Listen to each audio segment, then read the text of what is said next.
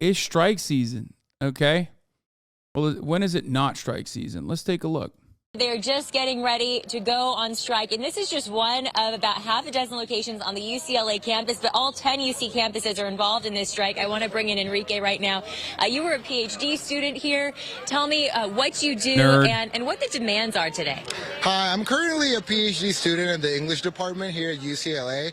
I'm a teaching assistant for an honors colloquium class, and right now, me as well as other TAs, tutors, readers, and graders, and student researchers and postdocs, over 48,000 workers strong are coming together to strike in the U system to demand dignified and fair living conditions and letting the UC know that we will not tolerate any unlawful behavior. Enrique, you are in the top tier in terms of payment, and you said you make about $24,000 a year? That is correct. I have 5 years as a professor working at University of Puerto Rico, and that places me in the top, I guess, level of being a TA-ship. Get paid $2,400 a month, and more than half of my paycheck goes back to a university to pay graduate housing. I pay $1,600 a month. This is more than half of my monthly paycheck.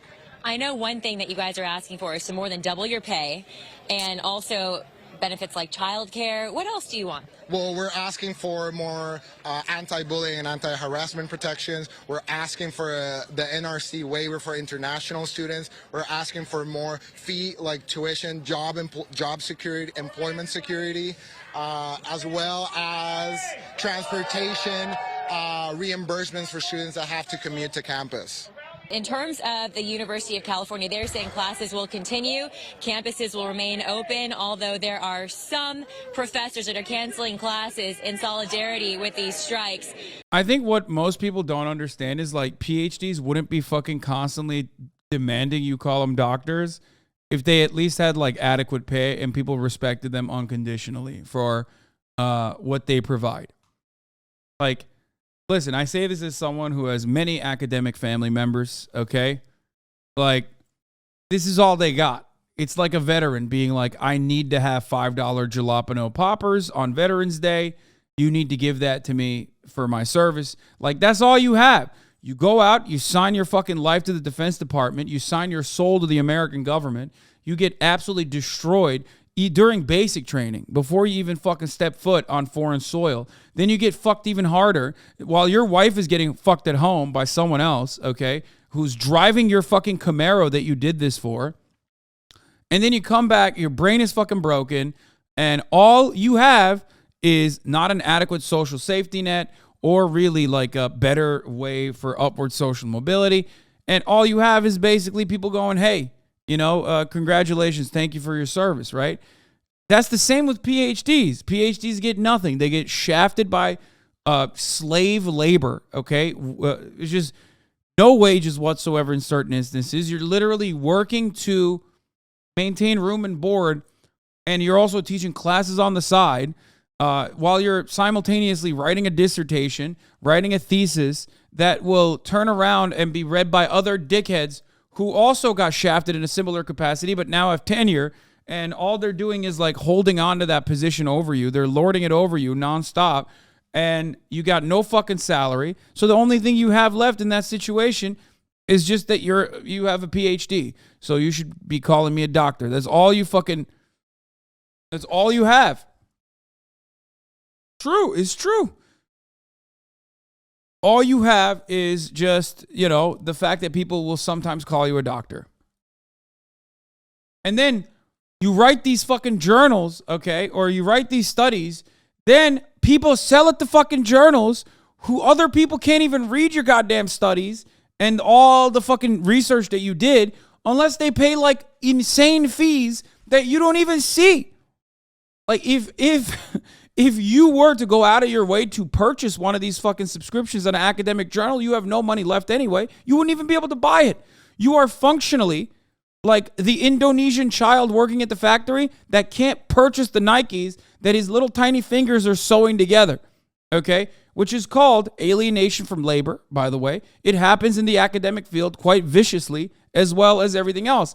Except people also see third world outsourced manufacturing as like a unique form that is far removed from the labor aristocracy and the kinds of labor that they engage in, especially when it comes to academia and education. So you can't parse through that in the same way.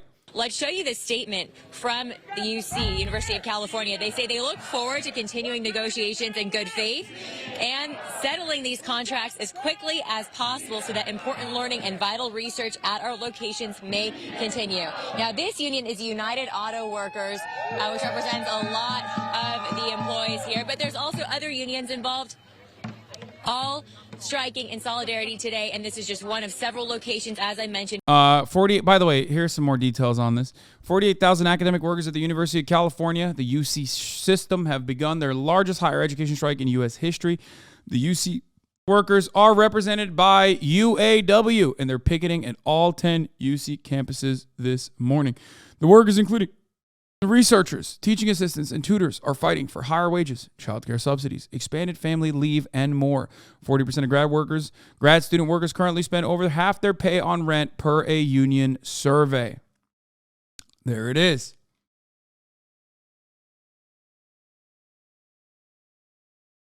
And they are overwhelmingly in favor of this, by the way.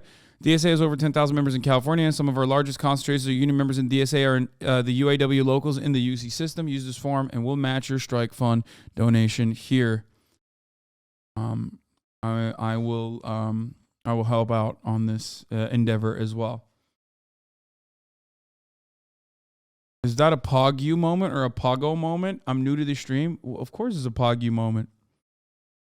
What's better than seeing workers demand better rights and demand fairer wages and meaningful accommodations? There is not a better moment than that. It's definitely a POGU moment. The ideology strike shirt funds going here? No, they went to the Amazon Labor Union. I dumped the entirety of those funds to ALU quietly. Originally, we were going to give it to a bunch of different strike funds. But unfortunately, all the strike funds, by the time I got my payout, literally ended. So I dumped all of it to the Amazon Labor Union. Yes, a Twitch streamer, one of the largest Twitch streamers on the planet, has a contract with Amazon, sells union-made, domestically manufactured merchandise, and then turns around and gives all of the profits back to the most successful and currently only Amazon Labor Union that has been able to successfully unionize at least one warehouse thus far. How is it that the UAW represents them? UAW is a super successful and super large union, so of course they represent people from all different kinds of industries, all different kinds of verticals.